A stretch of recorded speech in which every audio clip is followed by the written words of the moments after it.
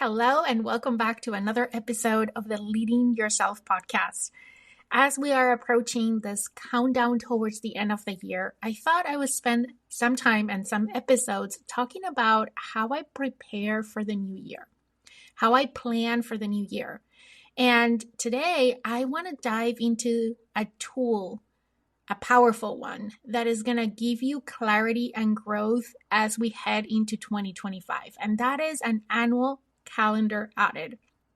This is something that I typically do more towards December, but it can be quite an undertaking. And I thought sharing it early this year maybe gives you a little bit extra time to really do this exercise, because I do believe, I'm super convinced that this tool is going to change the game for you heading into the new year. So let's dive in.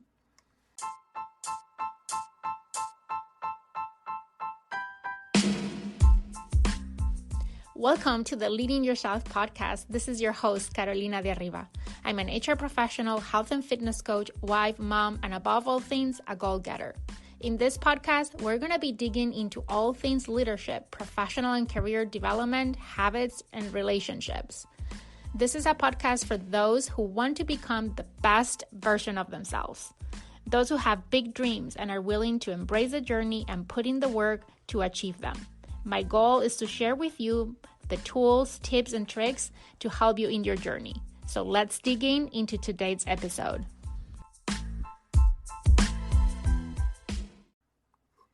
If you want to learn about a tool that is going to be a complete game changer as you enter a new year, this is it. This is the episode for you. Today, we're going to be talking about the Annual Calendar Audit. If you have ended other years in the past, or even you're feeling right now as you have worked really hard this year, but you're not seeing the results that you want, this episode, this tool is going to help you pinpoint where your energy went and where it should go in the coming year. We're going to break it down step by step into this calendar audit. This is an exercise that I typically do in December. I do it over a weekend. I carve out a weekend towards the end of the year to do this exercise. But if this is the first time that you're doing this exercise, it can feel a little bit overwhelming the first time. And I'm going to give you some tips on not only how to do the exercise, but how to prepare throughout the year to make it much easier the year coming next. But I wanted to do it early so you can space it out, stretch it out, and really take the full advantage of this exercise. And you're not rushing it through it in December, but really do bite size from now until the end of the year. I guarantee it's going to be totally worth it. So let's be real.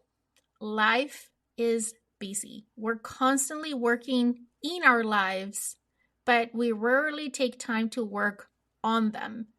What do I mean by this? We are so busy, so caught up in the day-to-day, in all the things that are happening. We're constantly reacting to everything coming at us that we don't make the time frequently enough to step back and see the bigger picture.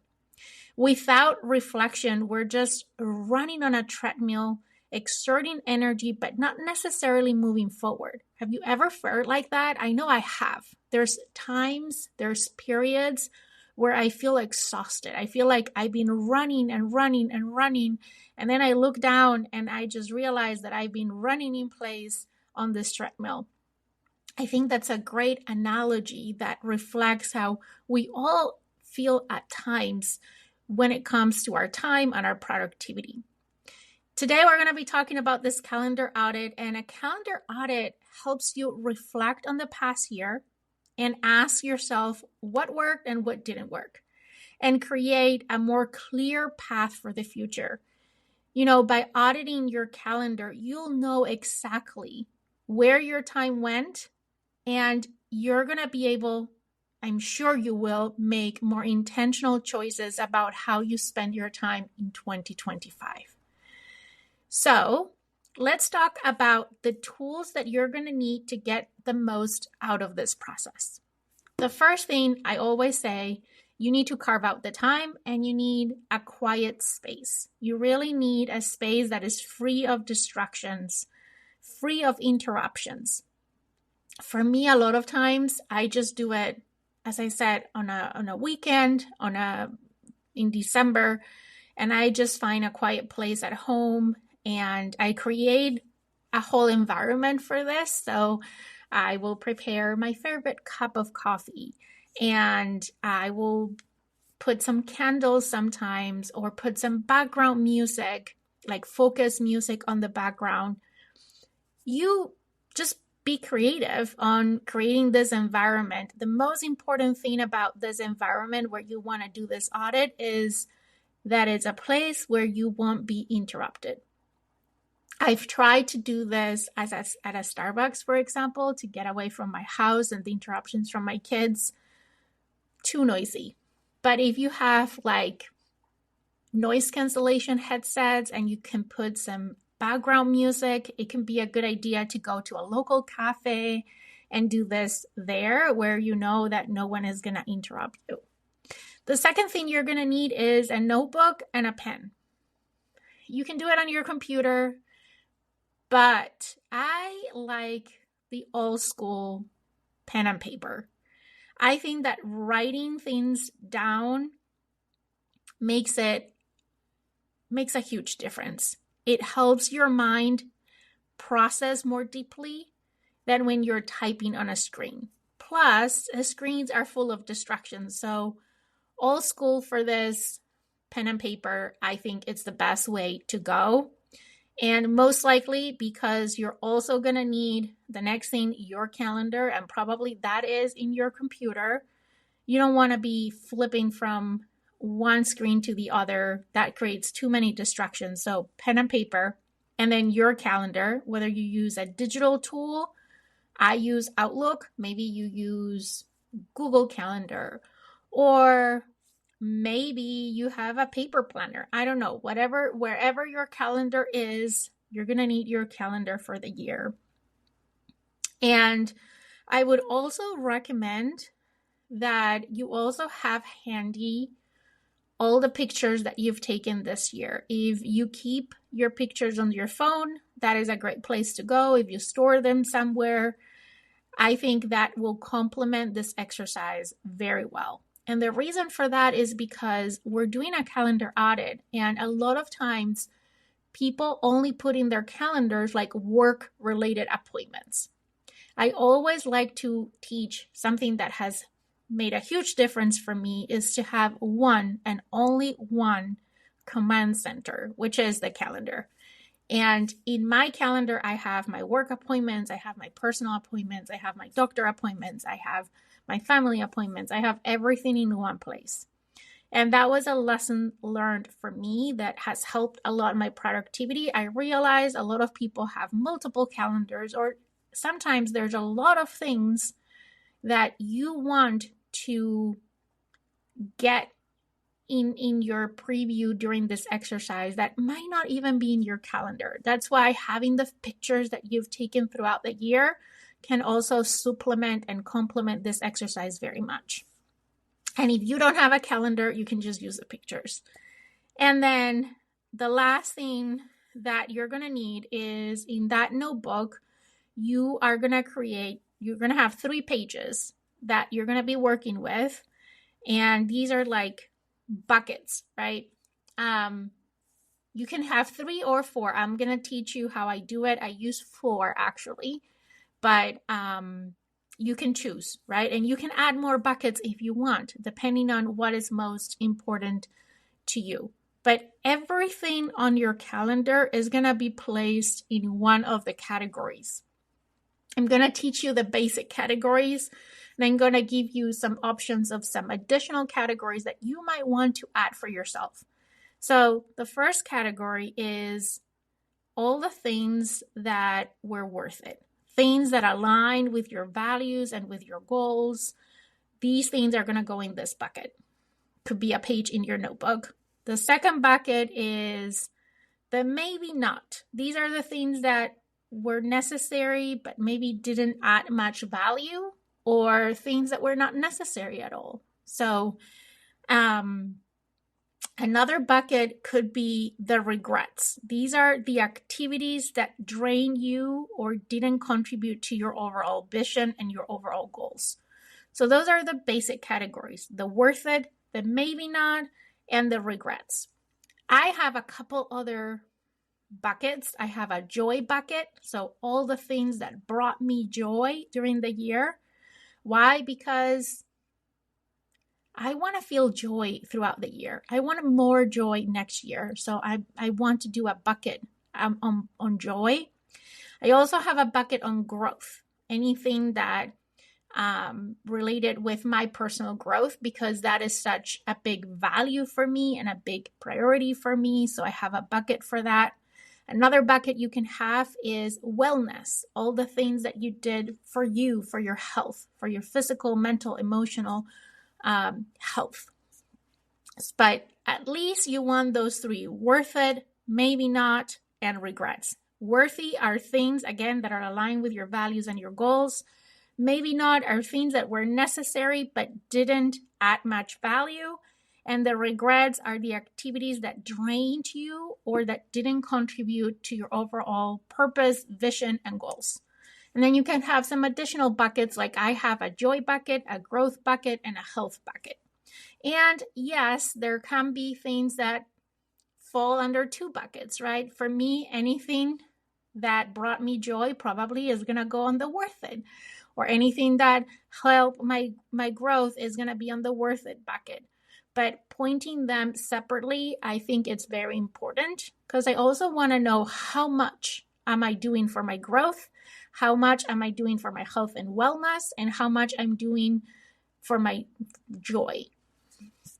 So that's what you need. And how does this work? Well, we're going to dive into the meat of the episode today, but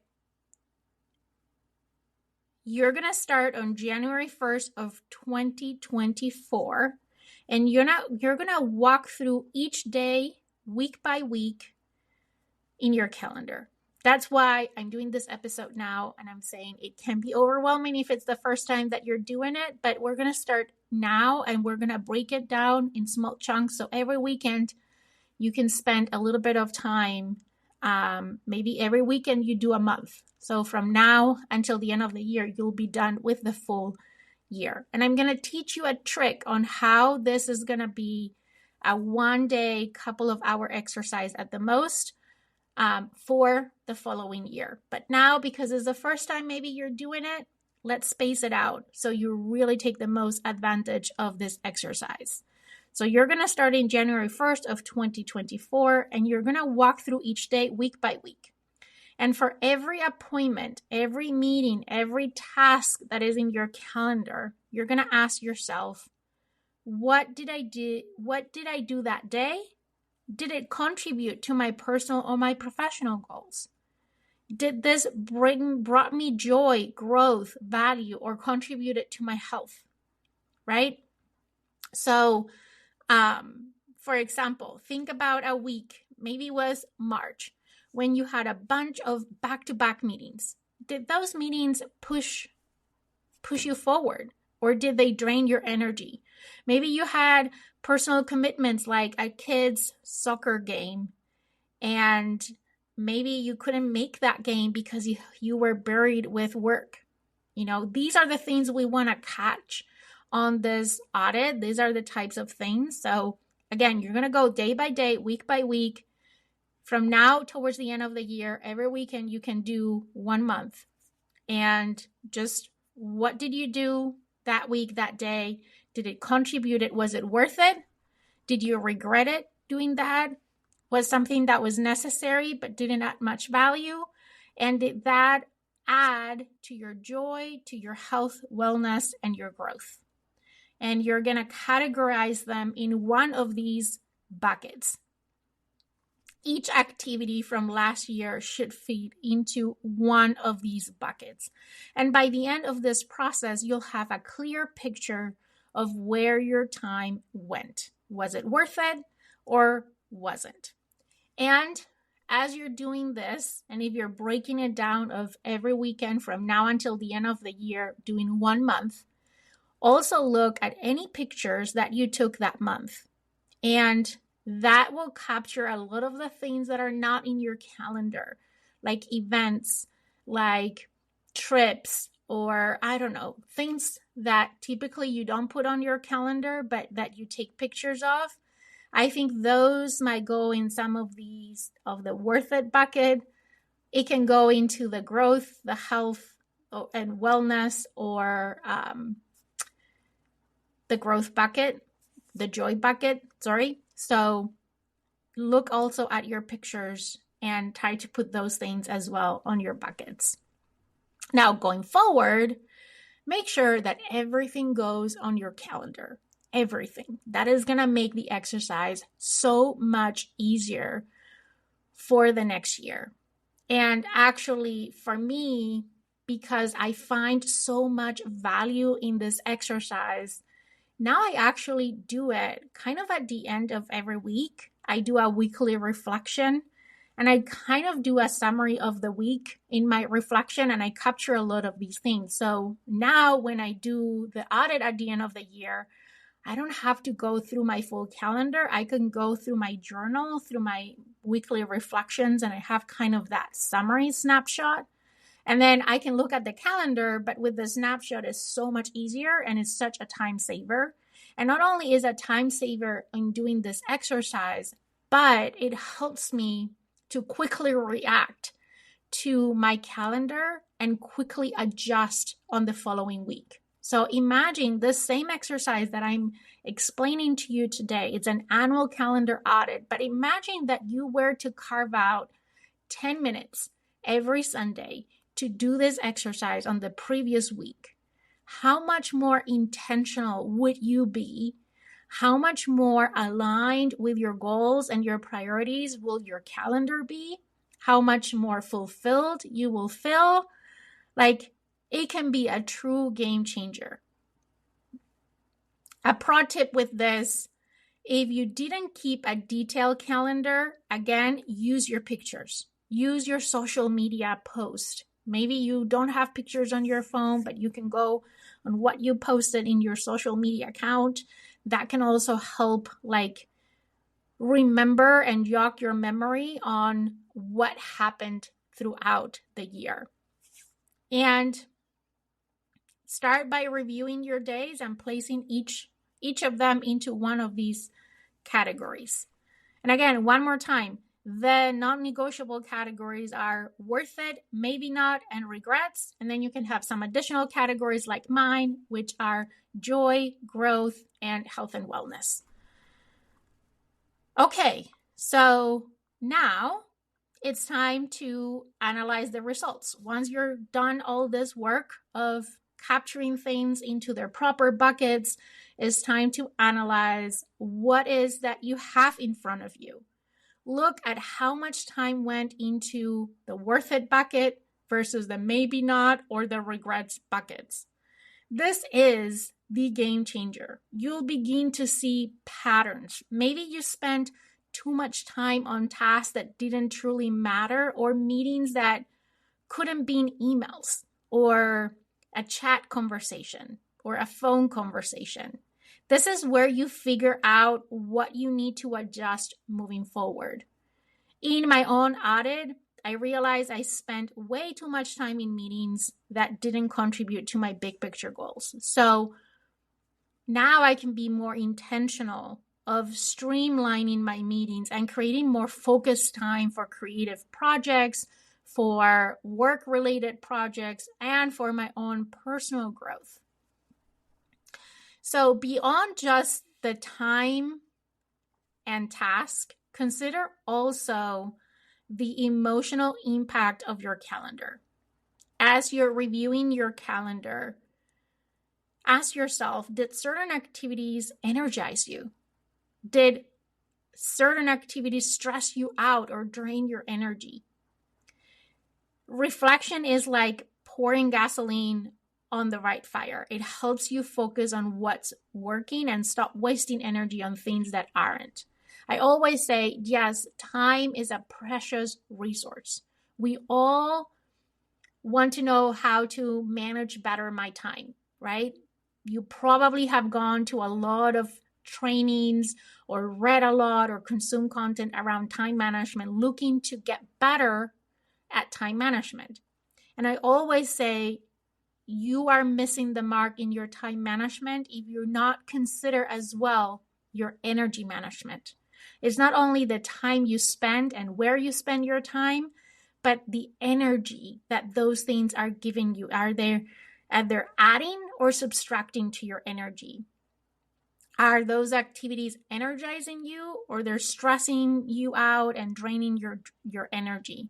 Managing your energy is as important or even more important than managing your time.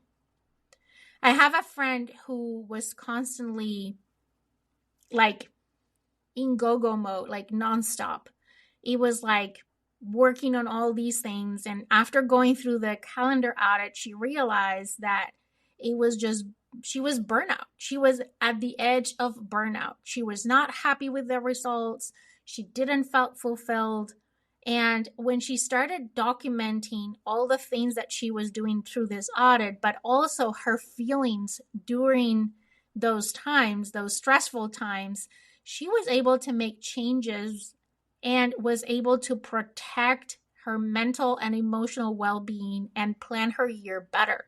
That's what I want to teach you to do, or show you how can be done for your own calendar and your own planning into 2025. Here is where this tool, this calendar audit, can be a total game changer. It's not about how much you can do. Yes, you're probably going to be able to be more productive if you take the input from this calendar audit, but how much more fulfilled, how much more productive, how much more joyful, how much more fulfilled with your life you can be when you're more intentional about how you plan your year. And this calendar audit gives you the knowledge, the insights to be able to do a better work in planning your year so you can be more intentional. So after identifying the emotional and strategic value of your activities, it's time to decide what to let go and what to focus on. So what tasks can be eliminated, can be delegated, or can be streamlined? If you start to see some patterns, you're going to see that there's certain types of activities that maybe you can just eliminate, stop doing. There's some types of activities that maybe belong with someone else and you can delegate. Or there's certain types of activities that you could streamline so you don't need to spend as much time doing them. Equally important, during this reflection, you're going to see what's working and where it's worth doubling down on your efforts in those things. What are the things that are really moving the needle in your personal life, in your professional life, that you want to double on next year? And you're going to be able to see kind of those patterns. Is the type of activity, the type of thing that is really moving the needle. It's not one specific meeting that you had or one specific task, but we're really looking for those patterns that you can see through everything that you capture in this calendar audit. For example, if you discover that strategic planning, brought in a lot of results, like it was time really well spent. Well, how can you double down on that? How can you do more strategic planning next year? How with that strategic planning process can be streamlined or improved, right? What was missing? What could take it to the next level? And when in the year will be most appropriate and most impactful to do it? Or for me, for example, I work in the HR space, in the talent management space. For me, having one-on-one career conversations with talents, it's something that fulfills me, but it also something that helps me make a bigger impact in my role. So I want to do more of those. So how I'm going to be intentional about scheduling more of those, and how can I take those to the next level by improving the process I follow through those one-on-one connections. Just an example, right? In my personal life, I know my morning routine is a game changer for me. I know it for sure. So how can I double down on that? How can I make sure that I'm staying consistent, that I'm prioritizing it next year, that I'm making the time to have my morning routine? And how can I take my morning routine to the next level? Is there a way that I can streamline it? Is there a way that I can improve it? What tweaks can I make to it? That's the thinking process that I want you to experience through this calendar audit, right? This is how you really are going to find the right inputs to the right mix to how you plan your 2025.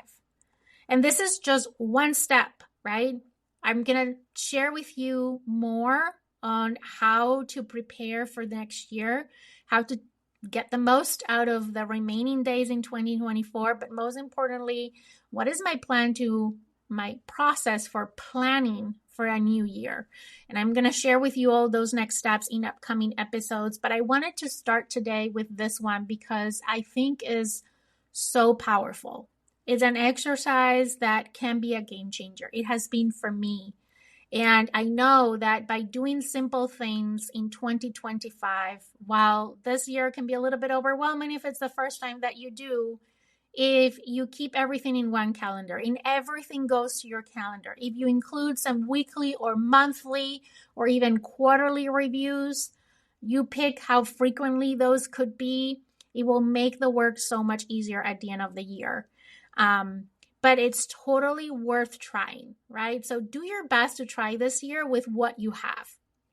And keep in mind that this is a process that is going to give you, again, that knowledge, those insights to help you double down on the things that are really going to move the needle, that are really going to give you that fulfillment.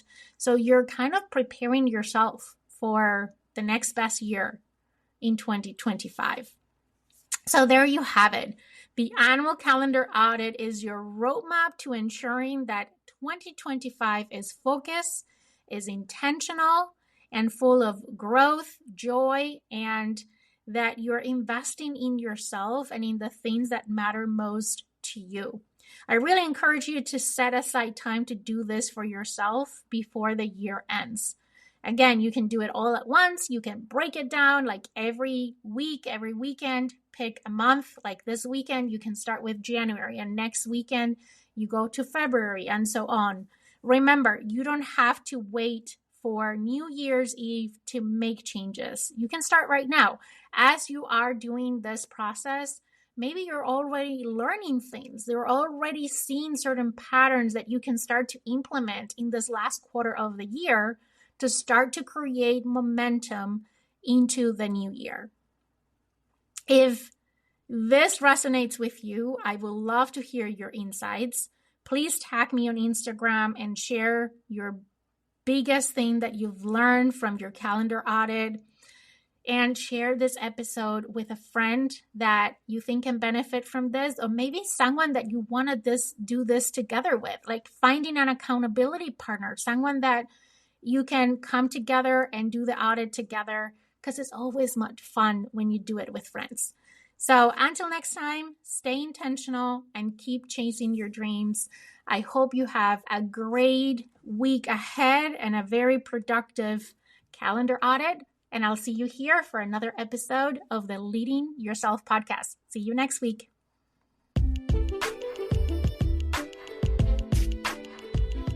Okay, my friend, that's all I've got for you today. But before you go, 2 quick reminders. Number 1, if we're not already friends on Instagram, let's get connected. You can find me as Leading Yourself Podcast. Number 2, make sure you're subscribed to the podcast so you never miss an episode.